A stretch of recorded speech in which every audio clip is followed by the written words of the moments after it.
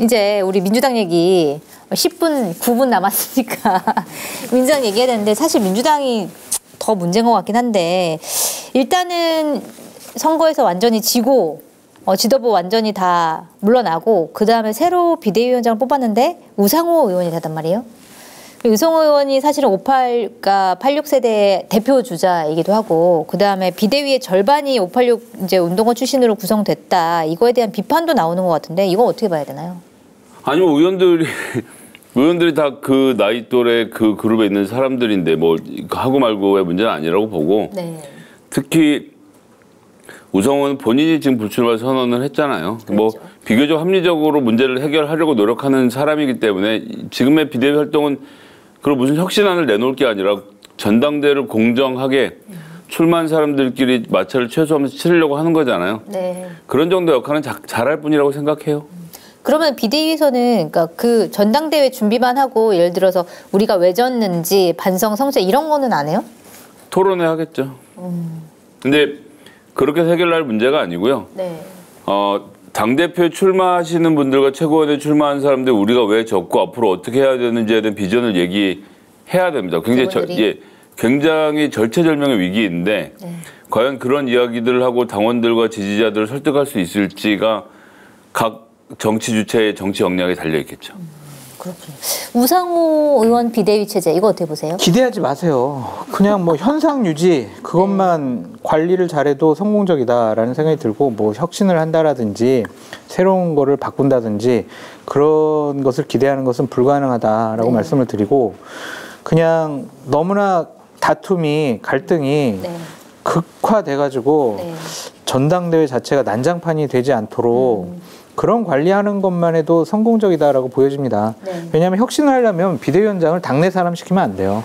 외부에 있는 사람을 시키고 비대위원들도 거의 과반수 이상은 외부 사람을 들여다놔야 당에 대해서 객관적으로 보고 바꿀 건 바꾸지 지금은 전형적으로 전당대회를 준비를 하겠다라는 실무위원회다. 그래서 기대할 것이 없다. 혁신은 차기 당 지도부가 하는 거지 혁신 비대위가 하는 게 아니에요. 그렇죠. 그리고 지금 이제 사람들이 궁금해하는 것 중에서 이제 이재명 책임론이 지금 많이 나오고 있는데 이제 홍영표 의원도 그렇고 오늘 유인태 전 사무총장도 얘기를 하더라고요. 그러니까 이재명 의원이 당이 원해서 자기가 출마를 했고 당이 이제 나와달라고 해서 나왔다라고 얘기했는데 이거는 뭐 거짓말이다. 당에서는 아무도 원하는 사람이 없었다. 이렇게 논란이 일고 있는데 지금 이재명 후보가 보궐선거에 출마하게 된 과정 이거를 궁금해하는 사람들이 꽤 많은 것 같아요. 근데 그걸 뭐 진상조사위를 만들겠어요? 뭘 하겠어요? 전 밝혀내기 쉽지 않은 문제라고 보고 네. 그리고 전당대회 출마 당사자로 예상되고 있는 홍영표 전해철 의원이 문제 제기하는 것도 사실은 모양새가 별로 좋지도 않아요. 사실 그분은 그렇지만 오늘 유인태 전 사무총장이 이거 당에서 원했다고 얘기하는 거는 사실은 말이 안 된다 이렇게 얘기를 해서 그 과정이, 그러니까 물론 당연히 최고위에서 의결을 했기 때문에 공천을 받은 건 맞는데 그 공천 과정에서 과연 최고위가 이분이 꼭 이 지역에 나와야 되기 때문에 사실은 이걸 결정한 거냐 아니면은 이재명 의원이 본인이 정말 너무 나가고 싶어서 이거를 푸시를 한 거냐 이거에 대해서 사람들이 되게 많이 궁금해하는 것 같아요. 거기 최고위원도 많은데 취재를 해보시면 알지 않겠습니까? 제가 지금 여당 반장이어가지고. 그 야당 반장도 아마 한겨레 신문에 다니신 분이 하시는 걸로 아는데. 네, 알겠습니다. 제가 네. 그럼 야당 반장을 시켜가지고 네. 취재를 한번 해보도록 별 하겠습니다. 의미가 없는 것 같고요. 네. 이재명 의원이 당대표에 출마하는 순간 당은 정말 계파 싸움, 경랑 속으로 들어갈 수밖에 없을 것 같아요. 네. 그러니까 반 이재명 측에서는 뭐라고 공격하겠어요. 내가 당대표 되려면 이재명을 어떻게 공격을 할까? 대선 패배를 한 사람, 지방선거의 패배에 최종적인 책임이 있는 사람, 그런 사람이 당대표가 나온다고? 자기 정치하려고. 자기 정치하면 되지. 자기만 살려고. 그게 말이 되나? 당은 내팽겨치고 진보 진영은 어떻게 해? 그냥 자기만 배지 달고 당대표 되면은 다 되는 건가? 그런 식으로 공격할 수밖에 없잖아요. 네. 그러면은 분란이 상당히 많이 일어날 것 같은데 차라리 그냥 이번에 불출마 선언하시고 네. 저는 그냥 백의종군 하겠습니다.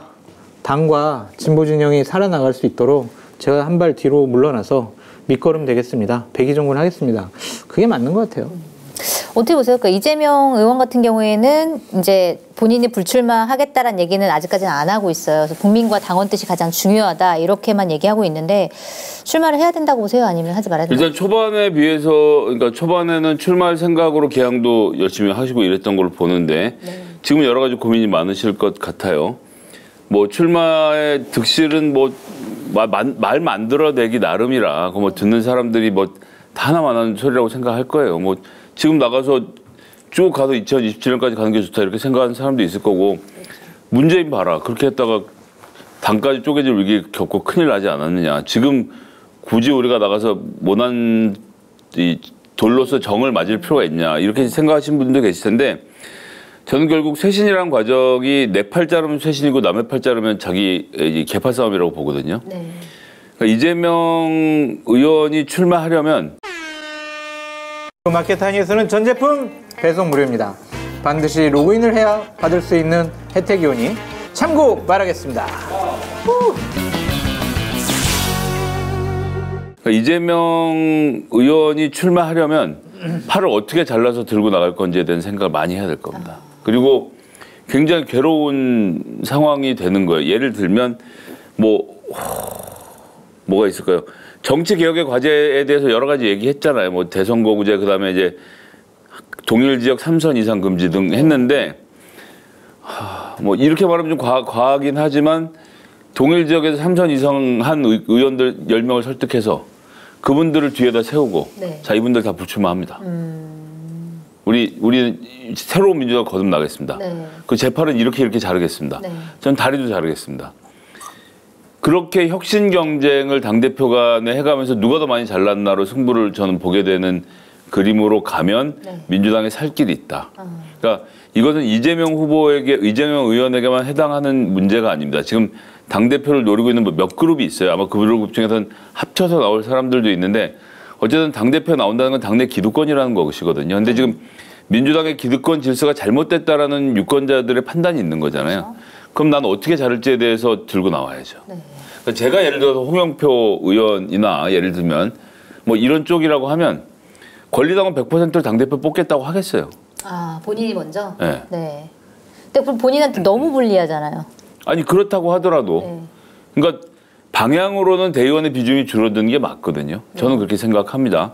근데 또 민주당 이런 점에서 참 저는 안타까운 게 지난 4월 5일에 장경태 의원이 그 정치혁신위원회를 하면서 이미 현행 45%의 대의원의 비율을 20%로 줄이고 여론조사를 30%로 확 올리는 혁신안을 발표한 바가 있어요. 네. 그때 통과시켰을 때 이거 그냥 그때 전당대회 룰 바꿔버렸으면 지금 아무런 문제 없이 치를 수 있거든요. 근데 이제 와서 하려고 하니까 양쪽이 다 문제가 되는 것이고 저는 그래서 모든 후보들에게는 김동연 후보를 한번 보시라. 네. 응? 권리당원 55개 받겠습니다. 그러고 저쪽 3명 나오고 이쪽 1명이었는데 결선 투표 1대1로 붙는 것도 오케이 받겠습니다. 해서 그것 뚫고 권리당원들이 감동하는 가운데 결국 경기도지사가 됐거든요. 네. 룰로 싸우는 사람은 룰로 집니다. 그건 뭐 해보나 마나한 얘기예요. 그리고 내가 어떤 혁신 과제를 들고 나올 건지로 유권자를 감동시키는 전당대회가 되면 민주당이 살 길 열리는 거고 말 그대로 개벽길을 멱살 잡으면 네. 다음 선거도 어려워지는 거죠.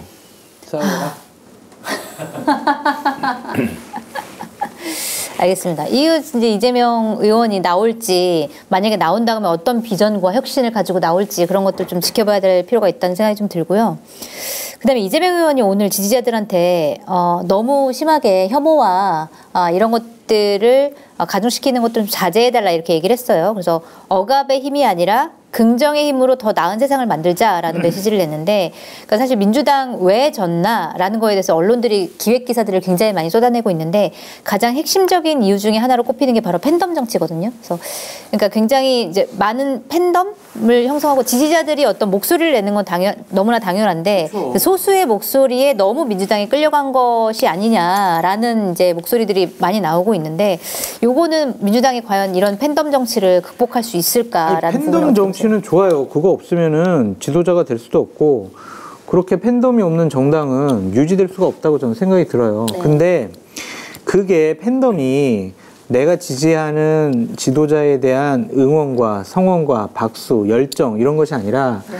내가 좋아하는 사람을 반대하는 경쟁자에 대한 혐오로 나타나면은요, 이거는 진영이 망해요. 같은 진영에 있는 사람들끼리 싸우게 된단 말이에요. 그렇다면 지지층은 분열이 되는 것이고, 그럼 선거를 어떻게 이겨요? 같은 병끼리 싸우면 이길 수가 없습니다. 그러니까 이것은 이재명 의원께서 잘 끊어주셨다. 그러니까 이번만으로 끄는 게 아니라 계속적으로 저런 얘기를 해야 돼요.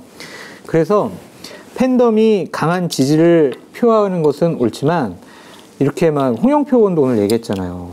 다 하루에 2,000건씩 문자 폭탄 받고 있다. 네. 그러면은 다른 목소리가 나올 수 없잖아요. 다른 게 틀린 건 아니잖아요. 네네. 그러니까 그런 다름을 인정해야 된다라고 말씀을 드립니다. 네.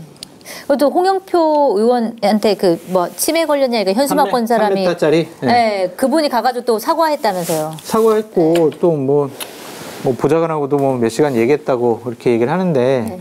어쨌든 그런 모습들이 자꾸 보임으로써 그래 우리 편끼리 이런 식의 서로 공격하는 건 옳지 않구나라는 자기 정화 기능이 있어야 된다라는 생각이 들어요. 알겠습니다. 송가혁이라는 다소 과격한 팬덤을 끊어냈던 게 이재명 후보였습니다. 2017년 당시에. 네, 네. 손가락 형방군이라고 해서 지금 못지않게 전투력을 발휘하면서 특히 밴드를 중심으로 뭉쳐서 움직이시던 분들인데요. 대선 경선이 끝나고 나서 이재명 후보가 해체시켜버렸죠. 이건 널 돕는 일이 아니다. 그렇구나. 그럼요. 네. 그러니까 이재명이라는 캐릭터를 오해할 때 팬덤 정치에 기대서 그것을 뭔가 조장해서 하는 사람으로 생각할 수 있는데 전혀 그렇지 않습니다. 다만 이분이 하는 정치 행태가 워낙 시원하다 보니까 좀 시원시원하게 하는 거 좋아하시는 분들이 모이다 보니까 으쌰으쌰 기운이 올라오는 건 사실이지만 네. 그래서 문재인 대통령이 지금까지 여태 그와 관련된 비판을 들으시는 게 양념 이야기였잖아요. 토론의 양념 같은 존재다. 그런데 네, 네. 이재명 의원은 지금에도 확실히 끊었습니다. 안 된다고. 네. 아주 정확히 얘기했잖아요. 네.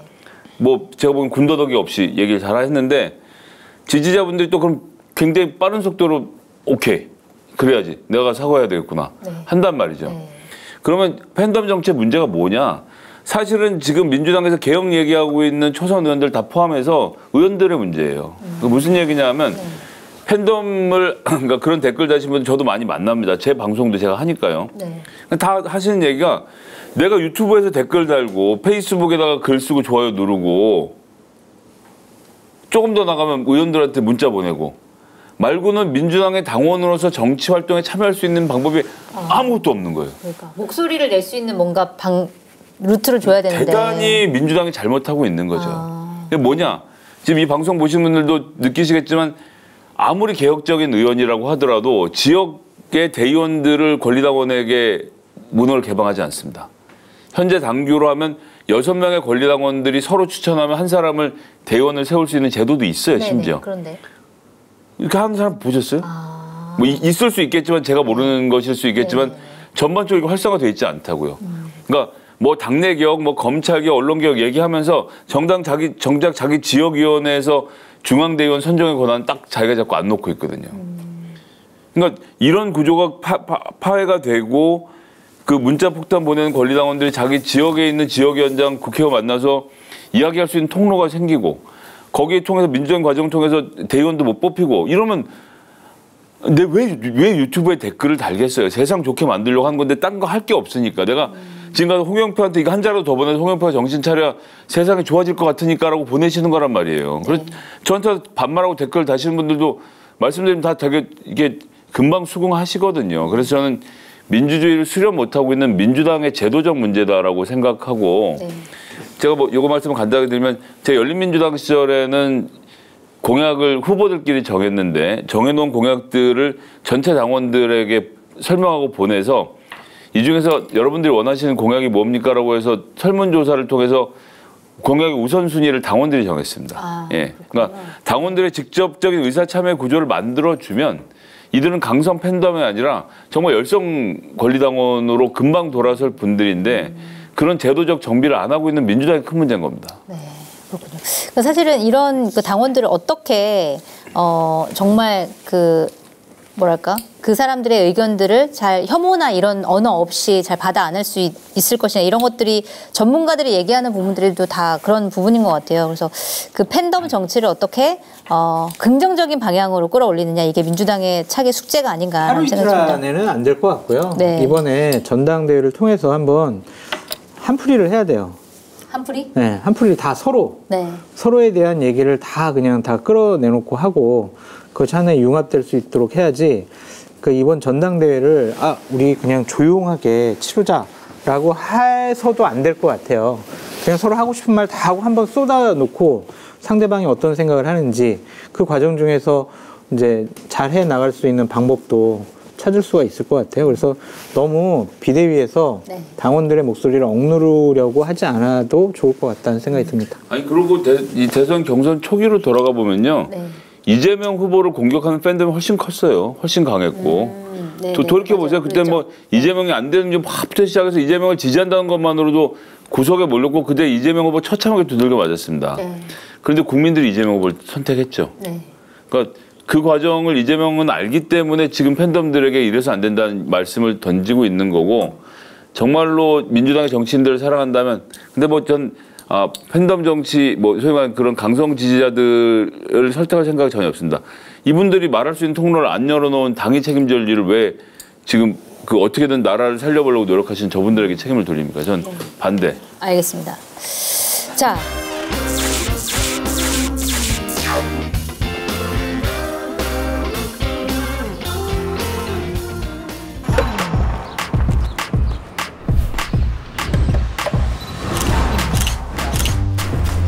관심이 필요한 환경 문제.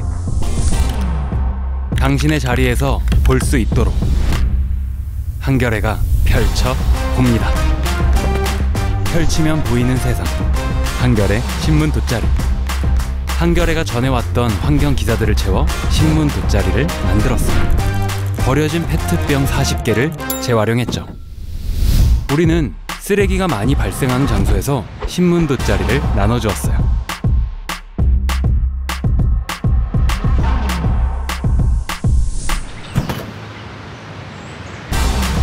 돗자리 위에서 환경에 대해 한 번 더 생각할 수 있게 만들었죠. 세상에 필요한 이야기가 더 알려지길 원한다면 지금 여기 한겨레의 벗이 되어주세요.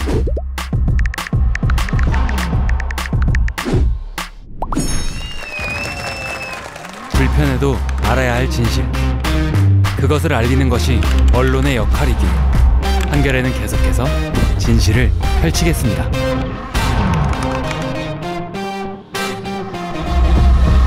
한겨레 서포터즈 벗.